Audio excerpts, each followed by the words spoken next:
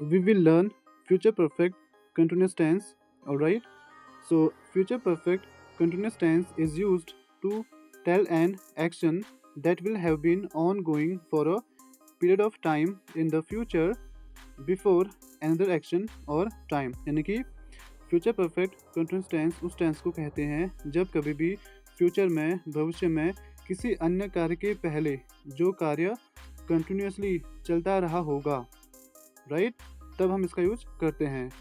सबसे पहले हम इसमें जानेंगे कि हम इस टेंस को किस किस तरीके से यूज कर सकते हैं। ठीक है, you should be till the end of the video, okay, so that you can comprehend the entire concept of this tense. But first of all हम समझेंगे इसमें, देखिए, सिंस एंड फॉर। जो फ्यूचर परफेक्ट कंटिन्यूस टेंस होता है इसमें हम since and for का यूज़ करते हैं क्योंकि इट एम्फसाइजेस टाइम। ओके, यह जो टेंस होता है वो टाइम को एम्फसाइज करता है, टाइम को महत्व देता है। ऑलराइट, तो सिंस का यूज़ हम करते हैं पॉइंट इन टाइम। ठीक है, यहाँ पे आप फ्रॉम का भी यूज़ कर सकते हैं because in modern English we use from, but you can also use since, no biggie, right. And then for का यूज़ हम करते हैं ड्यूरेशन ऑफ टाइम। ठीक है, तो सबसे पहले हम इसको समझते हैं। देखिए, जो फ्यूचर परफेक्ट कंटिन्यूस टेंस है उसको हम किस किस कंडीशन पे यूज़ कर सकते हैं।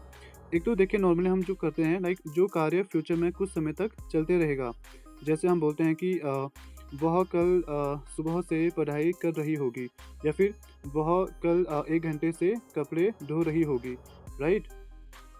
एक तो नॉर्मली ऐसे हम इसका यूज़ करते हैं। एंड सेकंड जो है, कार्य फ्यूचर में शुरू होकर किसी विशेष समय तक जारी रहेगा, यानी कि फ्यूचर में वो कार्य शुरू होकर किसी विशेष समय तक जारी रहेगा। ठीक है, ऑलराइट।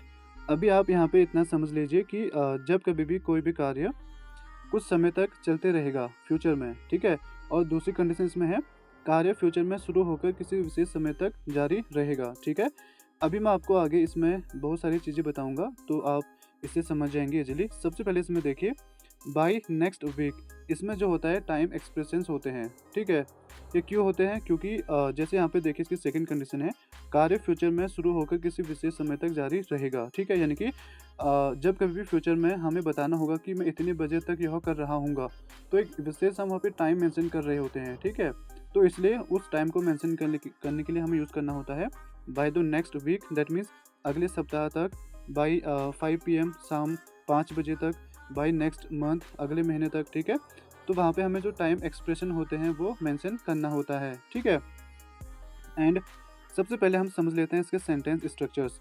जैसे कि मैंने आपको बताया कि जो फ्यूचर परफेक्ट कंटिन्यूस टेंस होता है उसका यूज़ हम तब करते हैं जब फ्यूचर में किसी अन्य कार्य के पहले जो कार्य चलते रहा होगा। Okay, so at the time we use this tense, right. But apart from that हम इसका यूज़ नॉर्मली ऐसे भी करते हैं जब कोई भी काम हम फ्यूचर में कर रहे होंगे जहाँ पे हमें टाइम से का पता चलता है।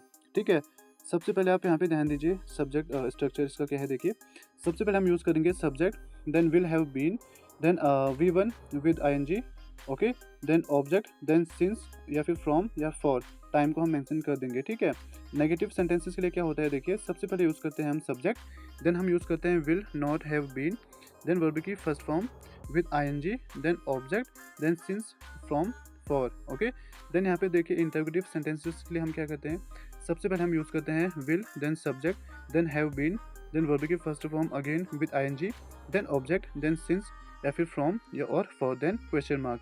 आप सिंस या फ्रॉम किसी का भी यूज कर सकते हैं।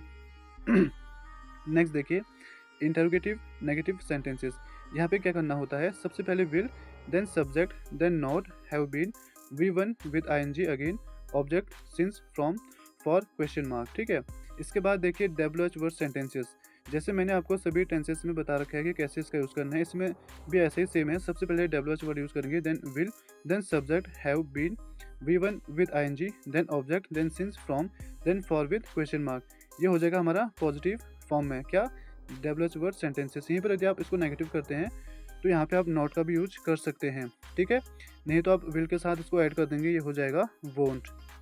ऑलराइट, इस प्रकार से आप इसका यूज कर सकते हैं। तो सबसे पहले हम समझते हैं कुछ सेंटेंसेस। देखिए, जैसे देखिए, I will have been doing my work for an hour by 5 o'clock, यानी कि 5 बजे तक मैं अपना काम 1 घंटे से कर रहा हूँगा। ठीक है, यानी कि 5 बजे तक मैं अपना काम 1 घंटे से कर रहा हूँगा। तो यहाँ पे मैंने आपको कंडीशन क्या बताई थी, जो फ्यूचर परफेक्ट कंटीन्यूअस टेंस होता है उसका यूज़ हम करते हैं कार्य फ्यूचर में शुरू होकर किसी विशेष समय तक जारी रहेगा, यानी कि हमें इसमें टाइम मेंशन करना होता है कि वह कार्य किस समय तक जारी रहेगा। Right, alright. तो इसी प्रकार देखिए, जैसे नेक्स्ट सेंटेंस है हमारा, she will have been learning English since morning by 8 o'clock। वह सुबह से इंग्लिश सीख रही होगी 8 बजे तक। इस प्रकार से इसका मीनिंग आएगा। ठीक है, नेक्स्ट देखिए, he will have been teaching here for 5 years by the next month, यानी कि अगले महीने तक वह 5 सालों से यहाँ पर पढ़ा रहा होगा। ठीक है, तो यहाँ पे एक बात को आप समझ लीजिए कि कोई भी कार्य चाहे प्रेजेंट, पास्ट, फ्यूचर में शुरू हुआ है, लेकिन वो एक समय तक चलते रहेगा। ठीक है, तो तब हम इसका यूज करते हैं।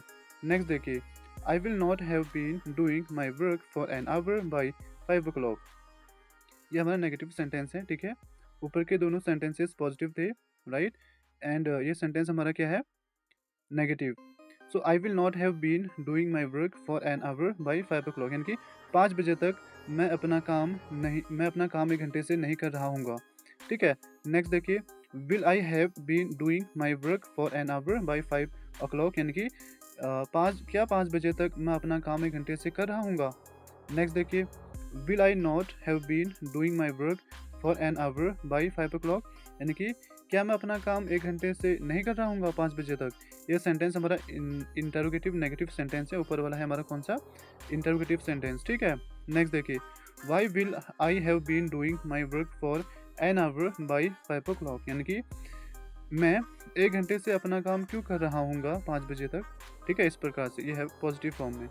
नेगेटिव फॉर्म में देखिए, why will I not have been doing my work for an hour by 5 o'clock, यानी कि मैं अपना काम 1 घंटे से क्यों नहीं कर रहा हूँगा 5 बजे तक।